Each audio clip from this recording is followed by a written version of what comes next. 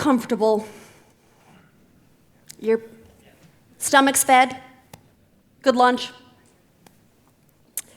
I want you to imagine for just a second, I'm going to take this half of the room. This half of the room, you've sat in a classroom for 3 to 3.5 hours. You've been studying arithmetic. You've been studying English. You're preparing for your standardized tests this afternoon. You, on the other side of this room, you've actually been in the classroom setting for 6 hours. Only you've been studying science, history, and another thing or two. But imagine this. You didn't have breakfast. You haven't had a snack. You haven't had a physical activity break. In fact, you may actually be starving. How would you perform if it took you anywhere from 3 to 6 hours to have your first meal of the day? You see, that's the reality we live in. Believe it or not, in the United States of America, in our school system today, some kids have lunch at 10:30 in the morning, and some kids do not have lunch until 2 p.m. That meal, that lunch, that 35 million children participate in the federal school lunch program. On average, it accounts for a child's intake, not just their only meal. Oftentimes it is the only food they get. It's 50% of their average daily caloric intake. Without the school building, they may not eat. So let me show you this. That's just one side of the crisis. This is the other. In the United States, only 6 states, as you can see here, offer physical education in every grade. 28 states allow for an exemption. You can substitute PE for other credits. Over 40% of our school districts across the United States have actually eliminated recess. And how about that last statistic? 4% of elementary school kids, 8% of middle school kids, and 3% of high school kids, that's all they do. They only have PE.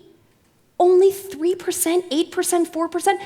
That is the reality. You see, I don't know about you, but if I haven't eaten, if I'm not active, I can't function. As the CEO of the United States' largest health and wellness program, I have the honor of working with 38 million children every single day. And I hear the editorializing, I hear the dialogue about the crisis. But it's so much more personal. I'm a mother. Many of you are parents, or you work with kids. Can you actually look yourself in the eye and be comfortable with the notion that we're going to allow this generation to be identified as the first generation to not live as long as their parents? I'm a mother. In good conscience, I can't live with that. Neither should you. This is a brain. This is not some scientific experiment. This is not a cartoon. This is a pre-adolescent child. On your left, that is a kid who is sedentary. Their brain dormant. On the right, that is a kid who has moved for 20 minutes. You see how it lights up? You see how it flourishes? Look at the difference. Do you guys remember studying neurons when you were younger? I do. Your brain has 100 billion neurons. Each neuron connects to another 10,000. And oh, by the way, they pass signals to each other. Trillions of synaptic impulses and connections in your brain. It's equivalent to a computer processing 1 trillion bits per second. Chemistry, electricity, it's going on in your mind as you sit here right now. So why should you care? Because that child on the right, you when you're fed, you when you've been active, your memory, your cognition, your ability to learn is at its highest level. In fact, science actually proves that a child who is nourished and active for just 20 minutes, let alone up to 60 minutes a day, performs at a grade level higher in reading, excels in mathematics, does better on standardized tests, has higher attendance rates and better behavior. Do we need any other proof? 2 of the most critical inputs to success. It's the first thing we've allowed to get cut in schools across this country. So I said, I'm a mother. This is my youngest. I have 4 kids. I have a 14-year-old, a 12-year-old, a 9-year-old, and this is my 4-year-old Jade. You see, in my house, physical activity is not an option, it's mandatory. I practice what I preach. I don't know about you, but I like to run. When I run 5 miles a day, it's not just about making sure my body is at peak performance, it's about making sure that my mind is at peak performance. I make sure they do this every day.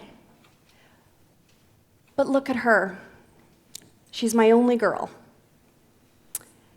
She's holding in her hands the book Treasure Island. And you go, well, this is an oxymoron because we're here and we're talking about technology and humanity. But you see, that 4-year-old girl, the house she's growing up in, not only is she learning to be active from day 1, but I recognize that my little Jade is a digital native. How many of us know what it's like when our kids run digital circles around us? She can do more on an iPad and an iPhone or any kind of device than I could dream of in my wildest imaginations. My 4-year-old is teaching me how to use the device. She's a native.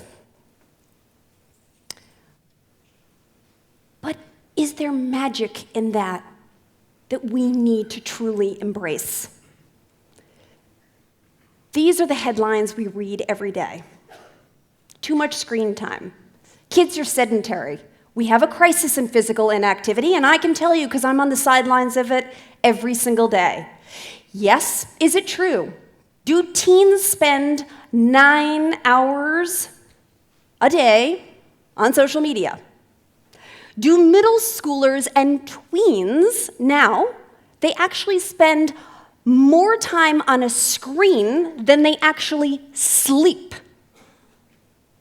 And oh, by the way, kids 8 to 18-year-olds right now are on their mobile devices 45 hours a week, more than a full-time job. Now, we can sit here and say that it is fashionable to demonize. We can sit here and say it's an addiction. You see, I see something very different.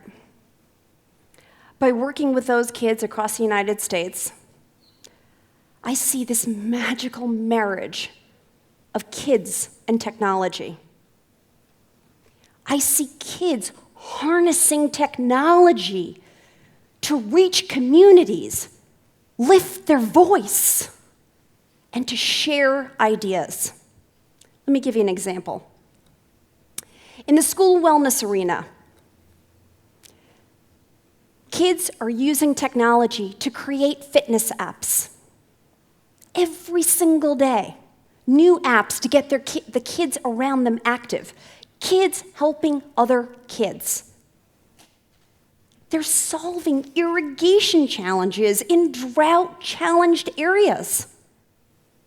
They're creating solutions to build gardens, not just gardens in their backyard and their schoolyard, but they're thinking about how to create and build a food supply. Think about that. They're actually building smoothie recipes to learn about what are the 9 essential ingredients of dairy that go into a smoothie. How might a smoothie be better than what is afforded me at a cafeteria? They are using technology to create best practices. And you know what? They are creating student-led solutions. Another example. This may be a familiar name to some of you guys. Bethany Moda. She was bullied. She was bullied so much that she wanted to find an outlet. She started getting bullied at 14 years old. So what did she do? She chose to go to YouTube. Today, she is iconic. And she's iconic because she's used the technology to help other kids who are being bullied across the United States. Not only does she have millions of followers, she was named as Time's one of Time's most influential teens. Zach Malamed, a good friend of mine, he created something called Student Voice. What did he do? He had a simple concept. Let's create a hashtag, StuVoice, because you know what? We want to create our own Bill of Rights for college students. We look at the way the system is run, and we think we can do a little bit better. So what does he do? He creates a hashtag on Twitter that has now gone global, where they've created their own Bill of Rights. They've had the Secretary of Education involved. They've had the Gates Foundation, because he's giving students who have been invisible, a voice. This one. This is a team of middle schoolers. They create a scanner. This scanner is for grocery shoppers when you walk into a retailer to actually scan the label on a food item to flag 8 different allergens that come in 72 different forms.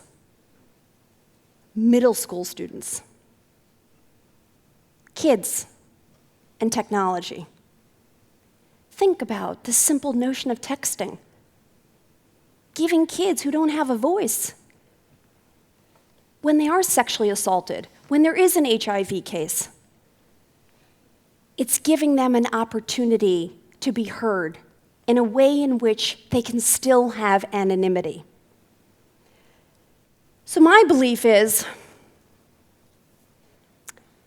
digital technology is democratizing access. In fact, we are removing the barrier of accomplishment and recognition. Technology is enabling and empowering kids across this nation to be at their very best.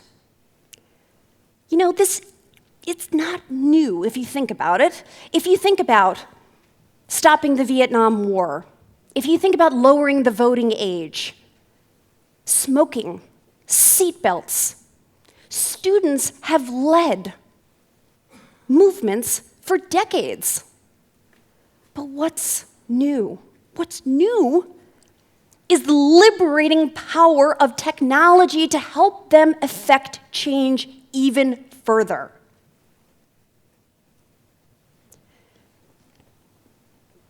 I may be the anomaly,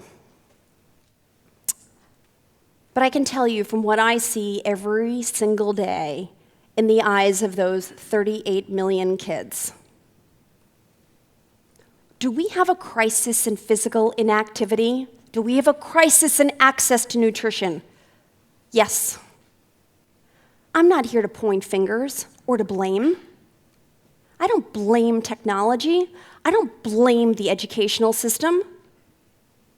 In fact, we need to stop demonizing. Don't demonize social. Don't demonize gaming. Connectivity is a wonderful thing for kids. It teaches them empathy. It teaches them skill development. It's teaching them the importance of productivity. It's teaching them how to problem solve. See, I'm a mother of 4 kids. They've got the devices. But instead of fighting with them, listen to them. Do not bastardize them. Hear them. Ask. Whether it's Minecraft or Pokemon Go or fantasy football. Why? How? What is it teaching them? What could it do? What do those insights, what does that data tell us about behavior, about consumption, about how to solve some of the world's greatest health disparities? You see, I don't want corporate America to apologize. I don't want them to apologize for kids' love and access to technology. I want them to invest more. Because you know what? Those 16 million kids in this country, yes, almost 16 million kids in your backyard are food insecure. They don't know where they're going to get their next meal. But imagine the ability of technology to solve that crisis, to actually think about how we're going to feed a growing population, whether it's drones, whether it's increasing productivity on the farm. Kids see the potential. It's not just about the latest device that can measure their heart rate. It's about making sure that every kid has access to a device that can measure their movement, so that we one day think about K through 12 as prevention. HR prevention, economic prevention, because they are our future. I put up this coin because I'm a football girl. I kind of like the coin toss at the beginning of the game. I think it symbolizes this notion of 2 sides to the coin, right?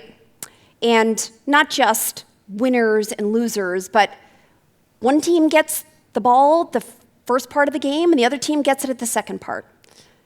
To me, kids and technology are like two sides of a coin. Technology in the literal sense, it's hard. It's hyper-objective. It's infinite in its applications. It can be unforgiving. Kids, they're soft. They're embryonic. They're emotional, they're loving, they're stubborn, they're brilliant. kids are as human can get. See, I don't think technology is making us less human. I think it's making us more human. And I don't know about you, but I have to say, I look forward to the human face of our world's digital future being in the hands of those kids who don't have their next meal, who don't have access to physical activity, who don't have the access that all of us in this room do. They are the human face of the future of our world's digital future. Thank you.